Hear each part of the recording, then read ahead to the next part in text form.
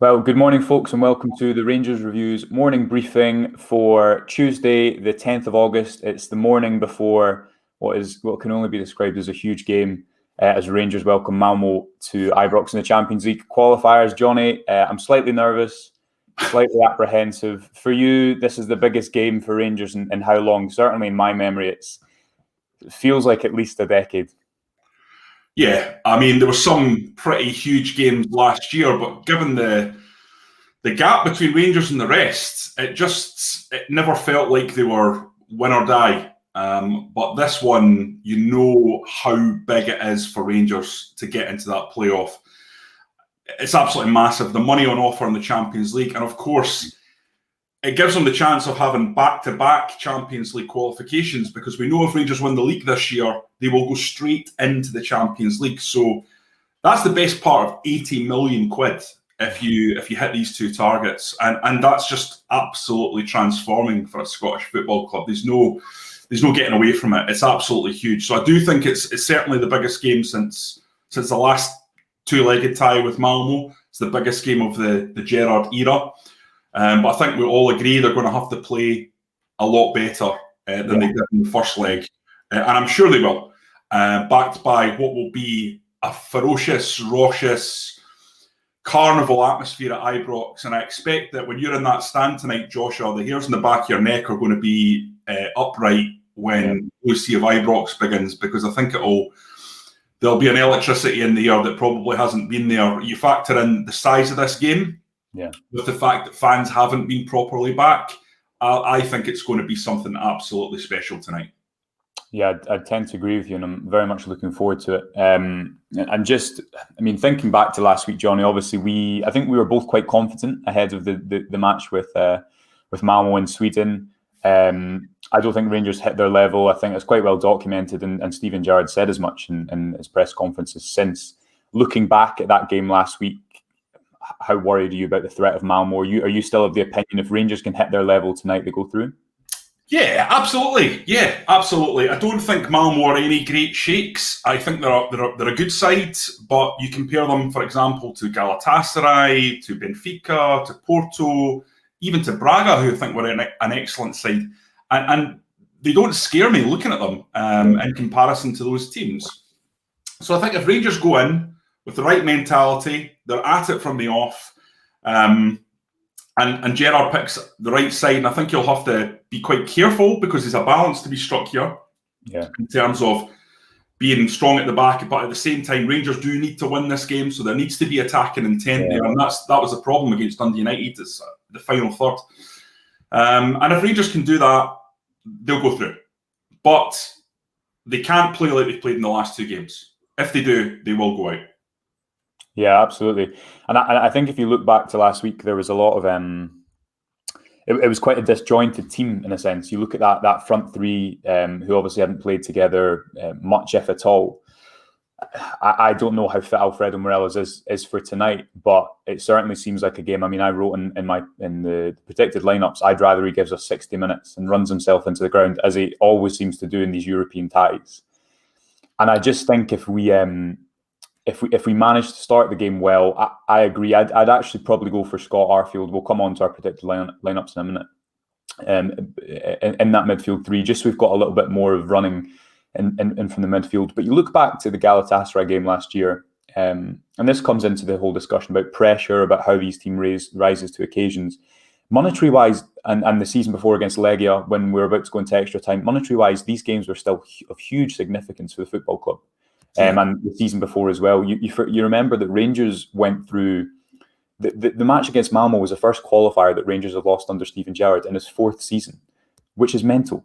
So you although it's a step up to the Champions League, I agree. You look at the Galatasaray game last year, and you think back to those goals. You've got the first one from Scott Arfield, and the second one from Tavernier, where he takes the ball from Connor Goldson and ends up scoring ahead at the other side of the pitch. We played some fantastic football that night.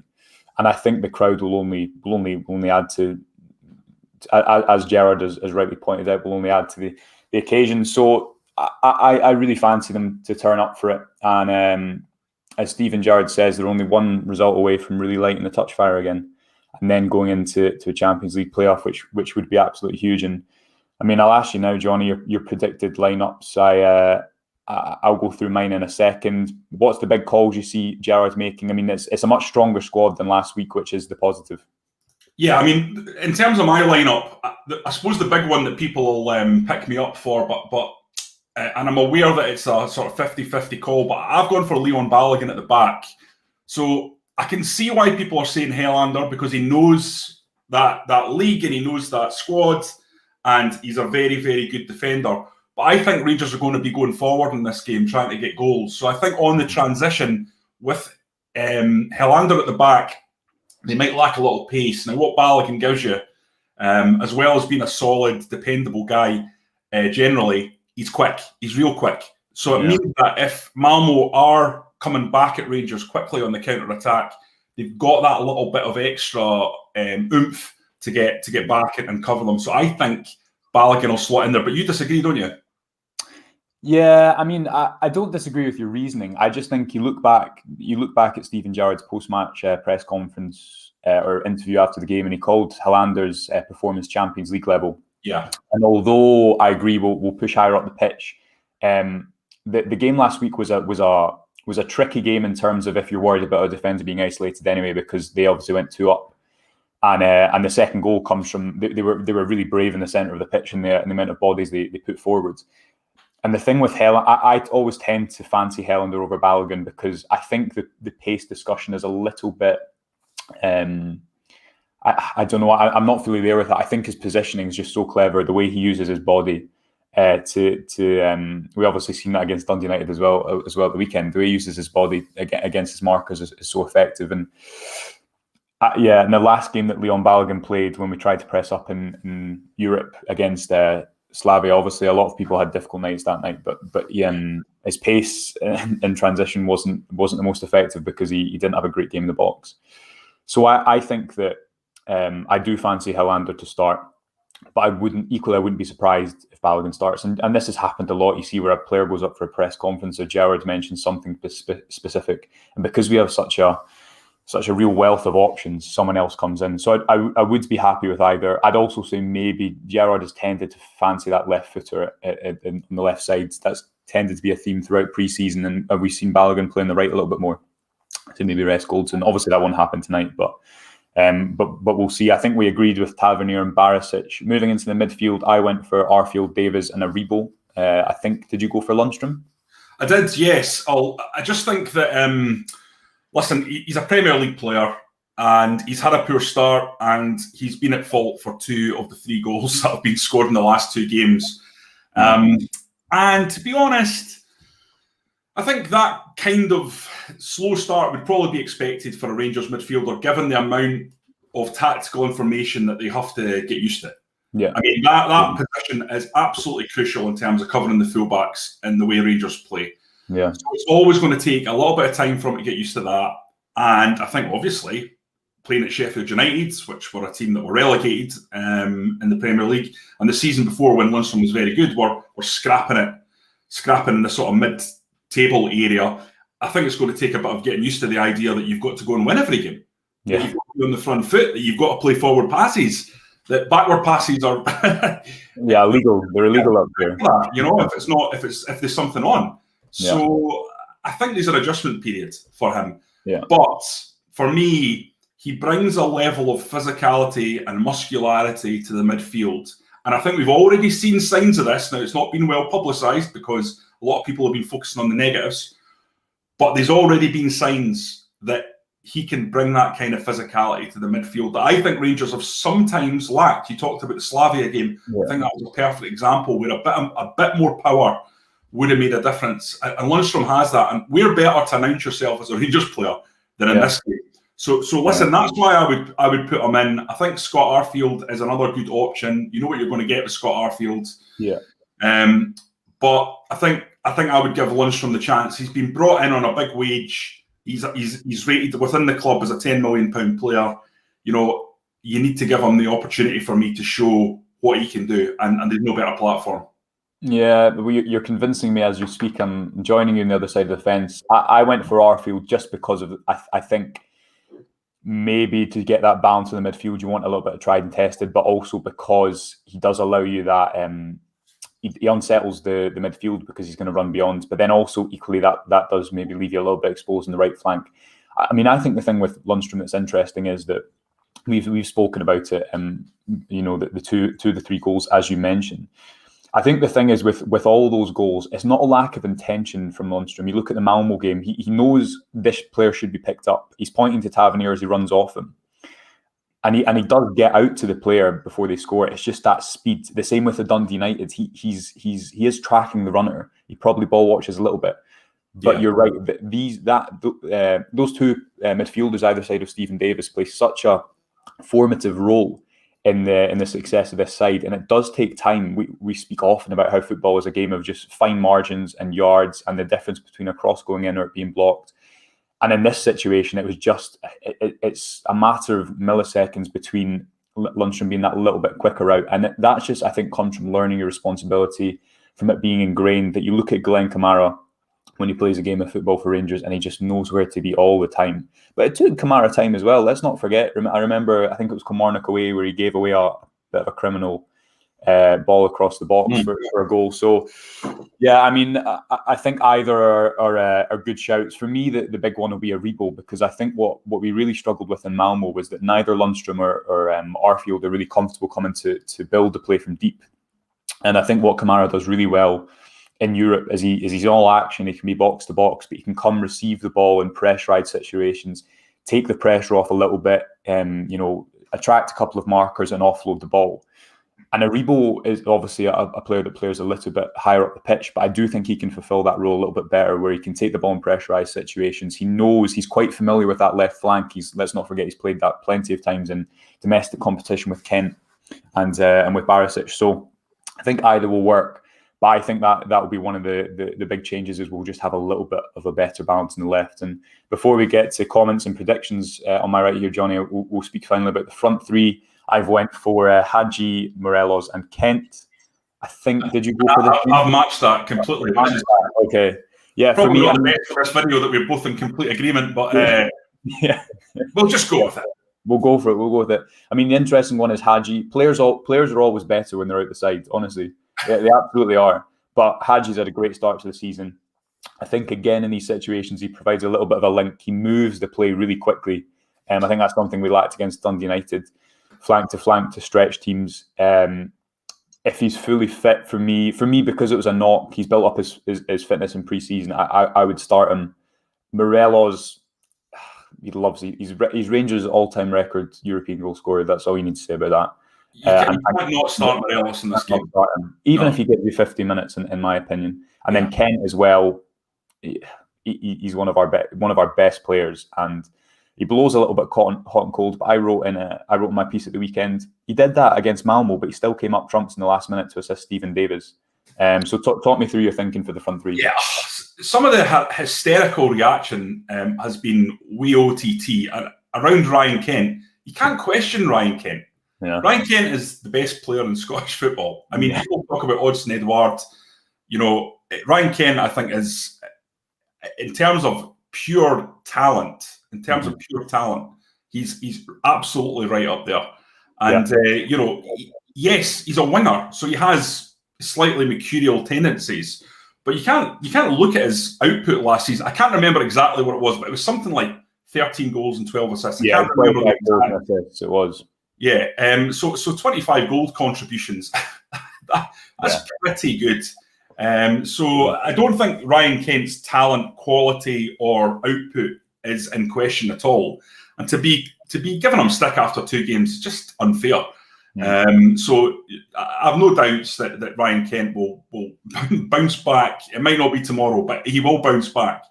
As for Morelos, I think we're both in agreement, but I think it's really important to say Alfredo Morelos just comes alive with the electricity of Ibrox. And you remember Steven Gerrard laughing and saying, "Oh, I know why he performs on European nights."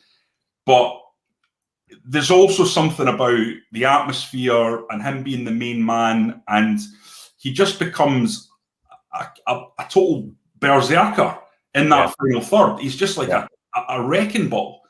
And if you can get Alfredo Morelos in the mood, in the zone like that, there's no one, who, in the Rangers squad who can match that level of intensity. So I think it's absolutely, it's so important that he's right on it. And it's laid bare to him how important it is for him and for the club. Yeah, totally. And I think it's a completely valid point about how much he loves the crowd and how much he loves I don't know if you remember the videos after the league was tied up and the supporters were at the training grounds, and all the players come out and do their songs, and the player who stayed out at the end just giving it the big game with his arms out wide for about 10 minutes was Morelos. He just loves it, and he obviously had missed that so much, and it was so funny and nice to see. But if you're telling me that Morelos won't be able to do 60 minutes tonight with his song inevitably being sung, I'm in complete agreement with you. For me, he has to start, even if he can just give us 60, and then we can bring Fashion or Cedric on. It's a bigger thing there, Joshua, about Alfredo Morelos and what he means to the support, because Rangers have been starved of icons in the last few years because of the difficulties the club's gone through the last decade. And if you look back, every generation has a plethora of choices. You look back to when I was a kid, you had Laudrup, Gascoigne, McCoist, Haitley, Gough, Gorham. That's just off the top of my head, but there was just an incredible amount of choices. And then you go through the difficulties that Rangers go through, and that's a whole generation of young fans who perhaps didn't have that guy that they could put on their bedroom wall or that they could really feel a connection with. And Alfredo Morelos, I think, has been so important in binding that generation to the club, because you need that. You need that connection between a player and the fans. Yeah. And the young guys absolutely love him because he's a talisman, he scores goals, but crucially, and this is massively important, the guy's got personality oozing out of every pore of his body. You can tell how he feels at every given moment on that pitch. Even if his English isn't that great, you know exactly how he feels, and his personality comes across. And we're always saying, Scottish football needs more personalities. Well, Alfredo Morelos is a brilliant personality for Scottish football, and that connection that he has with the fans, that'll help. That'll help the club. That'll help tonight. That'll help the atmosphere. So I think it's really important he plays. Yeah. Well, icons wise, I had Ian Black and Sandaza when I was 14, so I was well. I'll take you through some predictions from the comments, Johnny. We've got 2-0 Robert saying Ronnie Porter is in no doubt that Steven Gerrard will have Rangers well for the game. He's confident of a result too. David Kerr knows we have the firepower to do more and get the result that we want. Chick saying 3-1 to Rangers. Mark saying 2-0. Brian saying 3-0 Hadji 2 in Kent. Lots of confidence. A lot of confidence. And Douglas finally saying, if we get it right in the final third tonight, we'll be fine. And just finally, and James there saying 3-1 as well. Just finally, Johnny, the crowd tonight, you touched on it briefly, but this is all the hallmarks to be a really, really historic night at Ibrox, doesn't it? Yeah, I think the crowd have got to bear in mind what Gerrard said about 90 minutes of noise, basically. Yeah. I think it's got to be an acceptance that European football sometimes can be a bit slower, can be a little bit less bombastic, a little bit less basketball-like, a bit more tactical. So there might be times in the game where there's a fallow period in terms of the performance of Rangers, where Malmo will have the edge. And I think it's really important, and I think Gerrard was stressing this, that the fans absolutely stay on board and really, really get behind the team. And I'm sure they'll do that. And if they do, honestly, I can't imagine a Rangers team not performing in that atmosphere against this team. This is not Barcelona of Pep Guardiola. This is Malmo. They're a good team, but I think Rangers have better players. So I think go out there in confidence, enjoy the atmosphere, the players should, and I think then the result will come. Perfect. Okay, great. Well, thanks for your time, Johnny. We'll call it a day there. Remember, folks, you can subscribe to the Rangers Review for just £1 a month for the first 6 months, which is an excellent deal and less than a paper a day for all our analysis, in-depth coverage every single day of the week about the club you love. You can keep up to date with us on our socials. We'll have lots of reaction tonight, hopefully talking through a positive result for your team, and we will be back tomorrow morning to dissect the game regardless of the outcome. So have a very good day. Enjoy